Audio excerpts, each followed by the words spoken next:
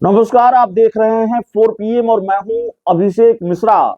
देखिए, सबसे पहले 4 PM के तमाम दर्शकों को नए साल की हार्दिक शुभकामनाएं।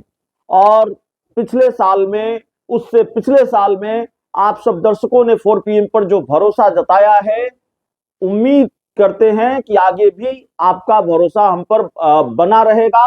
और हमारी कोशिश ये होगी कि हम इस भरोसे को इस साल भी कायम रखें और आगे भी कायम रखें। तो नए साल की बधाई के साथ साथ, नए साल की शुभकामनाओं के साथ साथ जो खबर है वो हम आपको बताने जा रहे हैं। 2026 में हम प्रवेश कर चुके हैं और नए साल का आज पहला दिन है।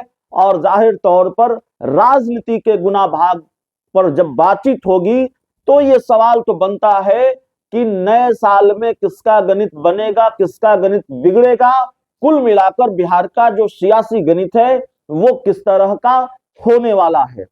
एक सवाल मेरे जेहन में है, और मेरे जेहन में जो सवाल है वो यूं ही नहीं है। जाहिर तौर पर उस सवाल का जवाब आप भी जानना चाहते हैं, उसके बारे में आप भी जानना चाहते हैं। और वो सवाल ये है कि क्या ये जो नया साल है, साल 2026, नीतीश कुमार की 11वीं शपथ का साल होगा? क्या 2026 में नीतीश कुमार 11वीं बार शपथ ले सकते हैं? यह सवाल इसलिए है क्योंकि इसकी गुंजाइश को खारिज नहीं किया जा सकता। हाँ, इतना जरूर है कि आप ये नहीं कह सकते कि 10 दिन में, 15 दिन में, 2 दिन में ये होगा, लेकिन ये हो सकता है इस साल। इसकी गुंजाइश बनी हुई है और बनी हुई रहेगी। इसके कारण भी मैं आपको बताऊंगा। जाहिर तौर पर प्रचंड जनादेश के साथ बिहार में एनडीए की सरकार बनी है और नीतीश कुमार मुख्यमंत्री हैं। तो वैसे तो ऊपर से सब कुछ ठीक ठाक लग रहा है, कोई कारण नजर नहीं आता कि बिहार की सत्ता का गणित, बिहार की सियासत का गणित बदले, नीतीश कुमार फिर पाला बदले। और इसीलिए आपको ये सवाल भी बड़ा अजीब लग रहा होगा। कई दर्शक पूछते भी हैं कि भाई इस तरह की बातचीत क्यों? तो जाहिर तौर पर इस तरह की बातचीत क्यों, वही हम बताते भी रहे हैं, आज भी बता रहे हैं कि साल 2026 को लेकर यह सवाल क्यों है कि क्या यह साल नीतीश कुमार की 11वीं शपथ का साल हो सकता है। दरअसल इस बार भारतीय जनता पार्टी और नीतीश कुमार के बीच जिस तरह का रिश्ता है वो एक अलग तरह का रिश्ता है। वहां मामला दिलचस्प है। प्रचंड जनादेश के साथ सरकार तो बनी है, लेकिन सहमत का खेल भी चल रहा है। वैसे भारतीय जनता पार्टी और जेडीयू के बीच सहमत का खेल पहले न चला हो, ऐसा नहीं है, पहले भी चला है। 2020 के विधानसभा चुनाव के दौरान भारतीय जनता पार्टी ने चिराग पासवान को आगे करके कौन सा खेल किया बताने की जरूरत नहीं है। लेकिन इस बार भारतीय जनता पार्टी थोड़ी और आक्रामक है।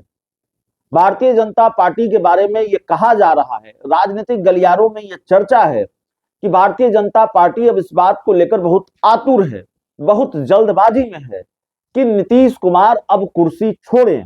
भारतीय जनता पार्टी का जो सपना है वर्षों पुराना कि भारतीय जनता पार्टी का अपना मुख्यमंत्री हो, वो सपना नीतीश कुमार पूरा होने दें। और इसके लिए भारतीय जनता पार्टी तमाम तरह की कवायद में जुटी हुई है। और बाकी विपक्षी नेताओं के जो दावे हैं वो तो हैं ही। नीतीश कुमार भी अपना गुनागणित ठीक करने में लगे हुए हैं और भारतीय जनता पार्टी नीतीश कुमार का गुनागणित बिगाड़ने में लगी हुई है। ये चीजें अंदर अंदर चल रही हैं या चल रही हैं, इसकी खबर अंदर अंदर आ रही है। धुआं भी उठ रहा है, कभी कभी तो आग भी दिखाई दे रही है। और इसीलिए सवाल है कि 2026 में क्या होगा। और 2026 की शुरुआत में ही कोई बड़ा सियासी खेल होगा। उपेंद्र कुशवाहा के विधायकों के सहारे खेल होगा, नीतीश कुमार कोई दूसरा खेल करेंगे, तमाम तरह की चर्चाएं हैं। और आरजेडी ने यह दावा भी किया है कि भाई अगर उपेंद्र कुशवाहा के विधायक टूटकर बीजेपी में शामिल हुए तो नीतीश कुमार को कुर्सी से हटाने की कवायद और तेज होगी।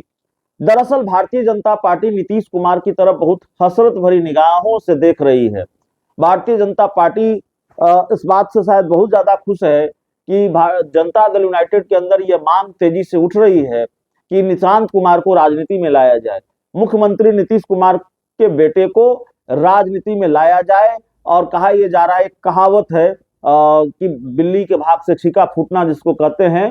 तो जाहिर तौर पर बीजेपी को यह लगता है कि बिल्ली के भाग से छीका फूटेगा निशांत अगर राजनीति में आए, जेडीयू कार्यकर्ताओं का प्रेशर बढ़ा नीतीश कुमार पर, और अगर वो फैसला लेते हैं तो फिर नीतीश कुमार को किनारे करना, उनसे सीएम की कुर्सी छीनना आसान हो जाएगा। हालांकि नीतीश कुमार के साथ ये कर पाना बड़ा मुश्किल है, ये बीजेपी को लगता है, लेकिन जनता दल यूनाइटेड और नीतीश कुमार के बारे में जाहिर तौर पर कुछ भी कहना मुश्किल, और खासकर नीतीश कुमार के बारे में कब कौन सा खेल कर दे। बहुत खामोशी है, बहुत सन्नाटा है।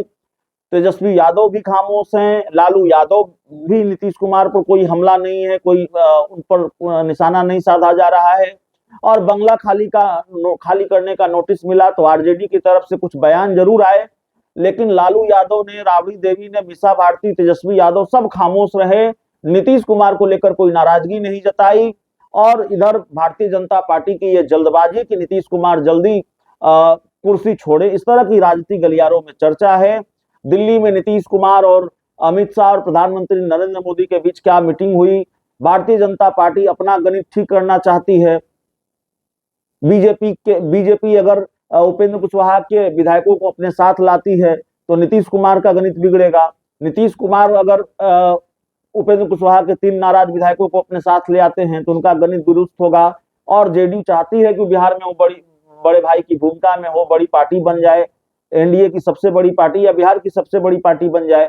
तो जाहिर तौर पर भारतीय जनता पार्टी और जेडीयू के बीच इस तरह से भी सहमत का, और इसके लिए भी सहमत का खेल चल रहा है। बीजेपी शायद चाहती है कि नीतीश कुमार को बड़ा भाई नहीं बनने देना है, बड़ा दल नहीं बनने देना है, सबसे बड़ी पार्टी नहीं बनने देना है जेडीयू को, और दूसरी तरफ जेडीयू अपना गुनागणित ठीक करने में लगी हुई है। तो जाहिर है अगर प्लान बी की तैयारी हो रही है दोनों तरफ से, तो इसका मतलब ये है कि नीतीश कुमार भी आने वाले दिनों में दूसरी संभावनाएं तलाश रहे हैं। नीतीश कुमार को और जेडीयू को भी यह आशंका है कि शायद दूसरा फैसला लेना पड़ सकता है, और भारतीय जनता पार्टी को भी नीतीश कुमार पर भरोसा नहीं है कि नीतीश कुमार साथ रहेंगे। और हो सकता है भारतीय जनता पार्टी को यह भी लग रहा हो, या शायद लग ही रहा है, कि नीतीश कुमार भी आने वाले दिनों में पाला बदल सकते हैं।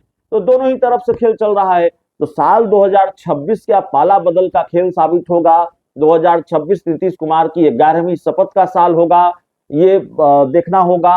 हालांकि इस बार नीतीश कुमार को ज्यादा कवायद करनी पड़ेगी, नीतीश कुमार को ज्यादा मेहनत करनी पड़ेगी अगर वो तेजस्वी यादव के साथ मिलकर, आरजेडी के साथ मिलकर सरकार बनाना चाहेंगे। इस बात को भी स्वीकार किया जाना चाहिए। एआईएमआईएम ने समर्थन कर दिया। अगर उपेंद्र कुशवाहा के 3 विधायक साथ आ जाते हैं, जीतन राम मांझी और भी साथ आ जाते हैं, तब भी उनको अपने विधायकों को बचाना होगा। भारतीय जनता पार्टी उनका खेल न खराब कर पाए, ये कोशिश करनी होगी। आरजेडी के विधायक भी बचे रहें, भारतीय जनता पार्टी वहां कोई तोड़फोड़ न करे, कांग्रेस में तोड़फोड़ न करे। ये सारी चीजें हैं, ये सारा जो गणित है, उलझा हुआ गणित है। आने वाले दिनों में तस्वीर साफ होगी कि साल 2026 में सबसे बड़ा खेल या सबसे पहला सियासी खेल कौन सा होता है। खरमास खत्म होने के बाद होगा कि खरमास के पहले होगा? क्या उपेंद्र कुशवाहा के विधायक पहले खेल करेंगे, भाजपा पहले करेगी, नीतीश कुमार पहले करेंगे? लेकिन इतना जरूर है कि बिहार की राजनीति के लिए 2026 बेहद अहम है। देखिए, चुनाव समाप्त हो गया है और बिहार में न तो अब विधानसभा का चुनाव फिलहाल होना है, अब तो 2030 में विधानसभा का चुनाव होगा और लोकसभा का चुनाव 2029 में होना है। तो कोई बड़ा चुनाव तो है नहीं, लेकिन बावजूद बिहार पर देश भर की निगाहें टिकी हुई होंगी, क्योंकि देश को ये पता है, देश भर के दर्शकों को ये पता है, देश के लोगों को पता है कि बिहार में किस किस खेल की संभावनाएं हैं। इस पूरी रिपोर्ट में इतना ही। बहुत बहुत धन्यवाद।